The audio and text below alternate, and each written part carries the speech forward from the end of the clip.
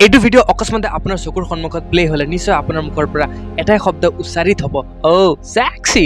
কিন্তু আপুনি জানেনে, দেখাত সেক্সিৰ বাহিৰে কিছুমান সেক্সি হেবিটছো আছে যাৰ যোগেদি আপুনি আনক আকৰ্ষিত কৰিব পাৰিব, নট অনলি পাৰ্চনেল লাইফত কিন্তু ছ'চিয়েল লাইফত বা প্ৰফেচনেল লাইফতো।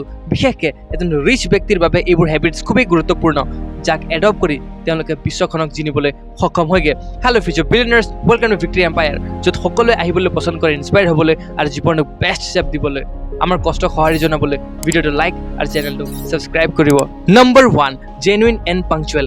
আধুনিক পৃথিৱীখনত ওপৰৰ পৰা ভাল দেখুৱাবলৈ আমি বহুত নাটক কৰোঁ, ফেক স্মাইল এটা মাৰি দিওঁ মানুহ লগ পালে, বা ওচৰ চুবুৰীয়াৰ প্ৰতি মিছা অনুভূতি প্ৰকাশ কৰোঁ, কিন্তু এইবোৰ জেনুইন নাথাকে। আমি ইমান ড্ৰামা কৰিব পাৰোঁ যে ফেক হেপিনেছ শ্ব' কৰোঁ আনৰ সন্মুখত, নিজৰ জীৱনতে ইমান মগন হৈ যাওঁ যে নিজৰ লোকসকলকো এটেনশ্যন দিব পাহৰি যাওঁ। কিন্তু যিসকল ব্যক্তি ট্ৰু জেনুইন থাকে আৰু পেশ্যনেটলি আমাৰ লগত কথা বতৰা পাতে আৰু যাৰ কথাত ট্ৰু ফিলিংছ থাকে, আমাক তেওঁলোকে টাৰ্ণ অন কৰে, আমি তেওঁলোকৰ প্ৰতি আকৰ্ষিত হৈ যাওঁ, বিশ্বাস বাঢ়ে আৰু আমি ছেফ ফিল কৰোঁ সেইসকল ব্যক্তিৰ লগত।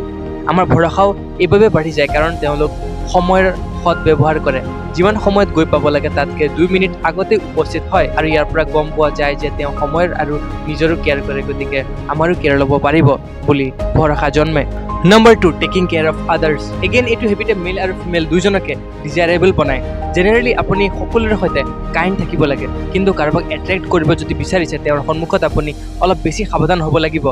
ডেটত যদি আছে ৱেটাৰৰ লগত ৱেল বিহেভ কৰা, অকস্মাতে আনফৰ্চুনেট কাৰোবাক সহায় কৰা, এই সৰু সৰু বস্তুবোৰকে আপুনি বহুত ধ্যান দিয়াৰ দৰকাৰ আছে যদি আপুনি এটা লং লাষ্টিং ইম্প্ৰেশ্যন বনাব বিচাৰিছে, বা কেতিয়াবা আনকণ্ডিশ্যনেলি উইদাউট ৰিজন কাৰোবাক প্ৰেম কৰা বা কাইণ্ডনেছ শ্ব' কৰা, তেওঁ আপোনাক এফেক্টিভ মেন এজন বনাব, আৰু আনে ভাবিব যে আপুনি সঁচাকৈ নিজকে মাষ্টাৰ বনাই লৈছে, যিকোনো চিটুৱেশ্যনৰ বাবে আপুনি প্ৰিপেয়াৰ আছে। তাতে এটা বহুত ডাঙৰ ইম্প্ৰেশ্যন থাকি যায় আৰু ই আপোনাৰ বিহেভিয়াৰক সেক্সি লুকছ দিয়ে। Number 3, always learning new things. Knowledge is sexy, তাত কোনো ডাউট নাই। কিন্তু আপুনি চাইছে যে কাৰোবাক দেখাত বহুত এট্ৰেক্টিভ লাগিছে আৰু ফেশ্বনৰ নলেজ আছে, পৰিপাটিকে কাপোৰ কানি পিন্ধিছে, ধুনীয়া স্মাইল আহিছে তেওঁৰ ফালৰ পৰা, আপুনি কাষলৈ গৈ তেওঁৰ লগত কনভাৰ্চেশ্যন ষ্টাৰ্ট কৰিছে, কিন্তু গম পাইছে যে তেওঁ কথাৰ কোনো লাইন নাজানে, কোনটোৰ পিছত কোনটো ক'ব লাগে আৰু কাক কিদৰে ট্ৰিট কৰিব লাগে তাৰ কোনো জ্ঞান নাই, আৰু কথা পতাৰ কোনো টপিক তেওঁৰ লগত নাই। লগতে আপুনি কিবা টপিকত কথা পাতে ষ্টাৰ্ট কৰিলে তাৰো কোনো আইডিয়া নাই বা কেতিয়াও তাৰ বিষয়ে শুনাই নাই। ইমান এট্ৰেক্টিভ দেখুৱা স্বত্তেও কথা পতাৰ পিছত ফাৰ্ষ্ট ইম্প্ৰেশ্যন একদমেই ৱৰ্ষ্ট হৈ যায়। কিন্তু সদায় আপুনি যদি বুকছ, পডকাষ্ট, মেণ্টৰৰ পৰা টিপছ বা এডভাইচ লৈ থাকে, আপুনি দিনবোৰ বাগৰি যোৱাৰ লগতে অধিক জ্ঞানী হৈ উঠে আৰু জ্ঞানৰ বৃহৎ ভাণ্ডাৰ আপোনাৰ মগজুত জমা হয়গৈ। স্পেচিয়েল মেণ্টৰৰ পৰা শিকি নিজকে জ্ঞানী কৰক আৰু পেছিভ ইনকাম কৰক এইটো কোৰ্চৰ যোগেদি, য'ত আপুনি শিকিব এফিলিয়েট মাৰ্কেটিঙৰ বিষয়ে, যাৰ যোগেদি সপ্তাহতে আপুনি 5,000তকৈও বেছি আৰ্ণ কৰিব পাৰিব মাত্ৰ কিছুমান চিম্পল ষ্টেপছ লৈ। হোলী ছিজনৰ বাবে 50% ডিছকাউণ্ট আছে, ক্ৰয় কৰি সুন্দৰ ভৱিষ্যত গঢ়ক। Number 4, strong আৱেৰনেছ। কথা বতৰা পতাৰ সময়ত নিজৰ শব্দৰ ওপৰত ধ্যান দিয়াটোৱেই শ্ব' কৰে যে আপুনি কিমান ষ্টেবল আছে আৰু নিজৰ ওপৰত আপোনাৰ কিমান কণ্ট্ৰল আছে। যি কয় তাকে যেতিয়া কৰে তাতে আপোনাৰ ছেক্সি হেবিট এক্সপ্ৰেছ হয়।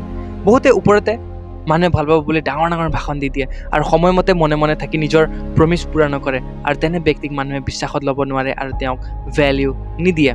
যেতিয়া কথা বতৰাত বা অন্য কামত ব্যক্তি এজনে সাৱধানতা অৱলম্বন কৰে, তাতে গম পোৱা যায় যে তেওঁ কিমান স্থিৰ আছে। তেনে এগৰাকী ব্যক্তিৰ লগতে মানুহে ছেফ ফিল কৰে আৰু তেওঁৰ লগতে থাকিব বিচাৰে। Number 5, flexible and adaptable. জীৱনৰ বহুতখিনি চিটুৱেশ্যনত আমি কিছুমান কথাত স্থিৰ হৈ থাকিব লাগে আৰু চিটুৱেশ্যন চাই কিছুমান কথাক বাদ দিব লাগে, সুবিধা অসুবিধা অনুযায়ী, যাতে সকলো শান্তিৰে সম্পন্ন হৈ যায়। ফ্লেক্সিবল এক্ট কৰাই হৈছে ছেক্সি হেবিটছৰ মেইন পইণ্ট, যি সকলোৱে কৰিব নোৱাৰে আৰু জীৱন যাত্ৰাত অসফলতাৰ সন্মুখীন হ'বলগীয়া হয়। আৰু এইটো হেবিট থকা লোকসকলে ভালকৈ জানে যে কেতিয়াও চেঞ্জ নোহোৱা বা আগৰ নিচিনাই সদায় এক্ট কৰা জীৱনত বাধাৰ সৃষ্টি হ'বগৈ পাৰে। ফ্লেক্সিবল বা অ'পেন মাইণ্ডেড হ'লে পোহৰৰ ৰাস্তা বা ছাকচেছ হেপিনেছৰ ৰাস্তা দেখি পোৱাত সহায় হয়, আৰু চিটুৱেশ্যন বা কণ্ডিশ্যন অনুসৰি নিজকে চেঞ্জ কৰিলে ই কনষ্টেণ্ট পাৱাৰ প্ৰভাইড কৰে, যিয়ে আপোনাক সহায় কৰে ৱৰ্ষ্ট চিটুৱেশ্যনবোৰতো। এইটো গুণৰ বাবে আমি মেণ্টেলি স্মাৰ্ট আৰু ষ্ট্ৰং হৈ গৈ থাকোঁ, যদিহে আপুনি আজিয়েই এইবোৰ গুণ এডপ্ট কৰা আৰম্ভ কৰে।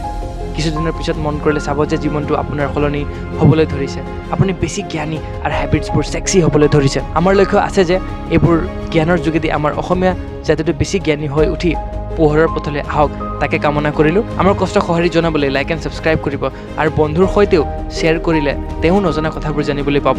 আজিলৈ ইমানেই, আকৌ লগ পোৱাৰ আশাৰে চাইনিং অফ, ভিক্টৰী এম্পায়াৰ।